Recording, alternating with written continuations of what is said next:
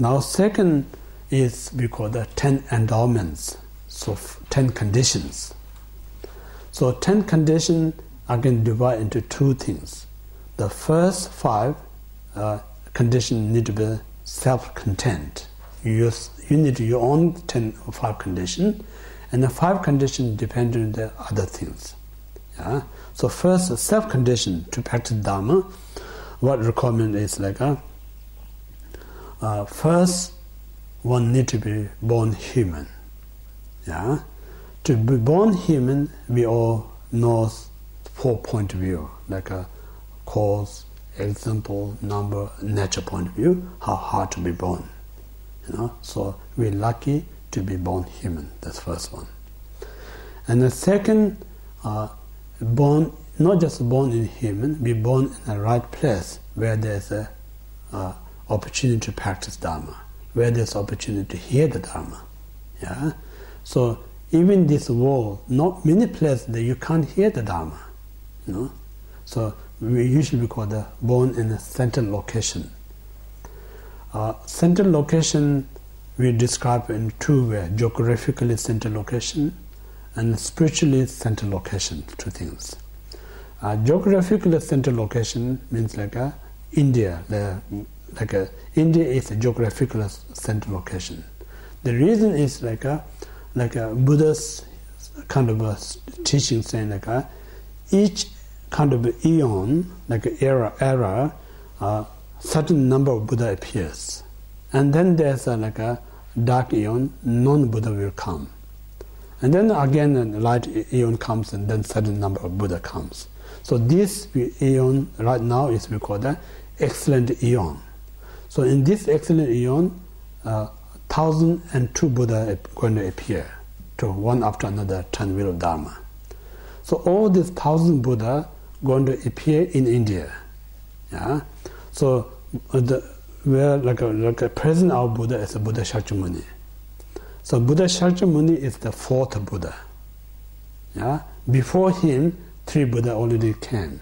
All this before him, 3 Buddha actually gained enlightenment at the Bodh Gaya. Yeah. And then the remaining like 995 or 6 will come. They're all going to be gain enlightenment at Bodh Gaya. So that's the Bodh Gaya, India, the Bihar. Bodh Gaya is a very significant place for Buddhism, because all 1,000 Buddha going to manifest enlightenment in that very spot. So that's the reason we call India as a Buddhist point of view center location. Not only Buddha, all the great master, like a Buddhist master, that all the Tibetan learn and all the South Asian learn, all this great master actually came from India. So India is a very, very strong spiritual country, So one of the earliest civilization, like a geological talk about Egypt and so on and so forth, but the spiritual sense, like the oldest nation in the world is India. There's no more older than India. So all this very kind of what we call that the spiritual, ancient spiritual all came from India, like India. So it's a very old nation, old country. So that's what we call the geographical center location. Now, spiritual center location means like any country, at least there's 4 practitioners. So 4 practitioner, what we're saying is like 1 monk, 1 nun, 1 lay female practitioner, 1 lay male practitioner. Any country there is 4 practitioner, then we call the spiritual center location. Yeah? So like Australia, we have many monks, many nuns. We have many lay male or female practitioners. So spiritually it's a center location. So we means like we're born in this country, we have opportunity to hear the Dharma. We have opportunity to practice Dharma. So that's the second condition, self-condition. Now third condition is like we have all this perfect body and perfect mind. So perfect body means like we physically undamaged. A perfect mind means like we have a like we talk about all 6 consciousness. the mental consciousnness. So mental consciousness, there's a two, conceptual and non-conceptual. Conceptual is like a thinking, oh, this nice flower, or this nice place. Just thinking mind is with a conceptual mind. Non-conceptual, not thinking, but awareness. For instance, in the dream, you can see things, you can hear things, but this seeing, hearing is not eye consciousness or air consciousness in the dream, your mental consciousness. Because while you're sleeping, your eye consciousness is not going to function. Your air consciousness is not going to function. But still you can hear, you can see. Who's seeing these things, who hears is your mental consciousness. Yeah? So that's the mind. And then similarly, we have eye consciousness, that we are so fortunate to have eye consciousness, because if we don't have eye consciousness, we can't see these beautiful flowers. We can't see this beautiful kind of shrine. No? So again, it's not easy to have eye consciousness. No? Eye consciousness. Then most important among all is air consciousness. If we don't have air consciousness, we can't hear the Dharma. No? If we don't hear the Dharma, we don't know how to practice it. So we're so fortunate we're not deaf. No? We can hear these things. And then similarly, like a body consciousness and the tongue consciousness. So all this kind of, we have all this properly functioning. So in that point of view, we are so fortunate, completely functionable kind of a mental and physical health. That's the third one. And the fourth is like a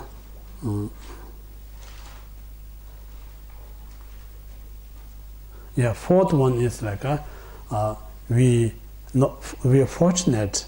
We not hold the wrong view. We accept the cause and effect. Yeah, cause effect. That's the reason we came here. Reason, if you have a wrong view, you're not going to be here. You came here with the right view, because you say, if I go to retreat, I may find some kind of peace. If I go to retreat, I may find some kind of calmness.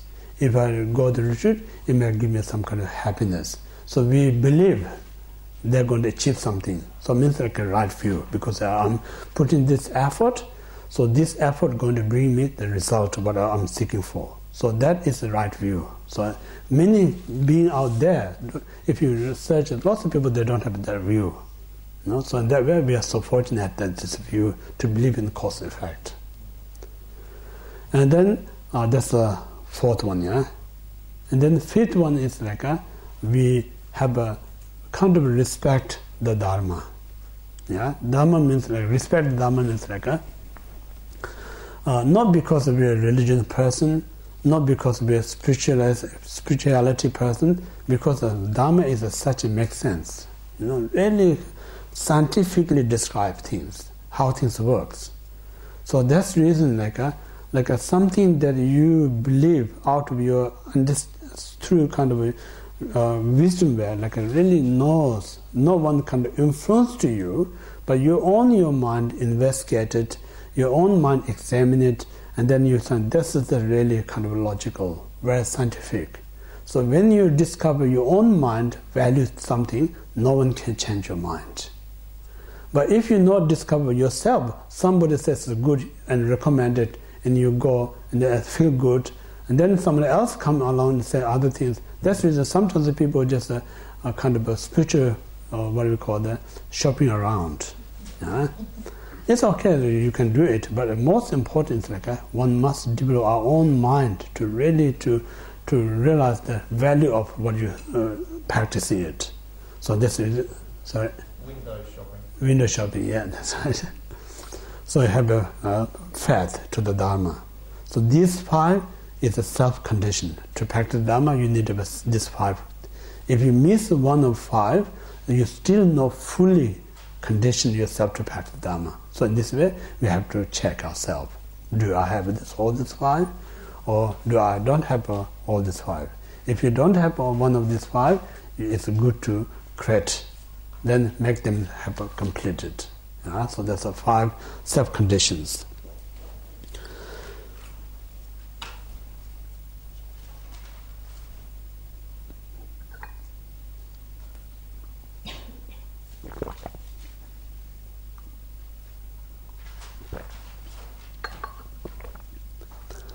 Now, second is like a condition that depend into others. The others, yeah. Some not self, the condition to depend the place where you're born.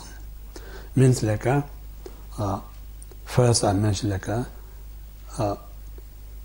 Buddha come in this world is not that easy. Very hard to come in this world.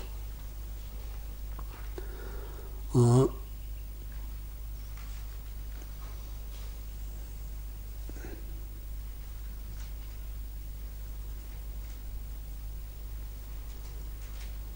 to say? like for instance,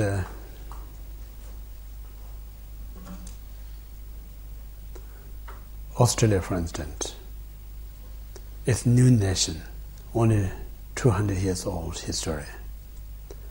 Past 150s, white people here, Aboriginal here, but not much of Dharma here. The reason no Dharma means like they don't want to come here, because if there's no interest, there's no point to come here. Then 150 years later, people get interest. Then start Dharma migrant in this world.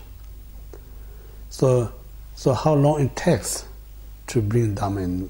So in this way, Buddha is like if there's no like a Buddhist Buddhists never go door to door knock, say, are you interested Buddhist? You know, Buddhists say like if you're interested to come to me, then I'll help you. I'm not going to come to you and say you should do this practice, that practice. That's not going to work. You know? So in this way, Buddha's only just Buddhist comes when they need. Yeah. So in that way, like it's a very rare to Buddha appear. Like I mentioned, like time Buddha appear or without the Buddha. If you compare without Buddha's time, is far more longer. Yeah. So this way, we're fortunate. Born time of the Buddha appear in this world. Like many of you may think, oh, I'm born such a 2,500 after Buddha passed away, but not need to worry. It's like I'm not the Buddha, I'm the ordinary like you, but what I'm saying or talking is like what Buddha taught. So I'm as a representing Buddha. When I was talking the Dharma, really you not talk and listen to my words. What you really listen to the Buddha's word. So in that sense, you're still hearing the voice of the Buddha. So we're saying like a Buddha kind of did so many great things to help so many beings. Among them, the most helpful sentiment is his teaching. So his teaching still is remaining. You know, we all have opportunity to hear the very authentic teaching that passed down from great masters. So in this way, like we born time of the Buddha's teachings. Buddha still exists. Then second is like teaching is even much harder. Like teaching, like after even Buddha came, instantly not going to give teaching, because there is need to person ready to receive the teaching. Like when Buddha attained full enlightenment, he tried to share his knowledge or wisdom to others. No one understood first few weeks. So what he said, like I discovered the most nectar wisdom teachings. When I give this teaching to someone, no one tried to understand. No one capable to understand. Now I'm not going to give teaching. I'm going to go back to the forest.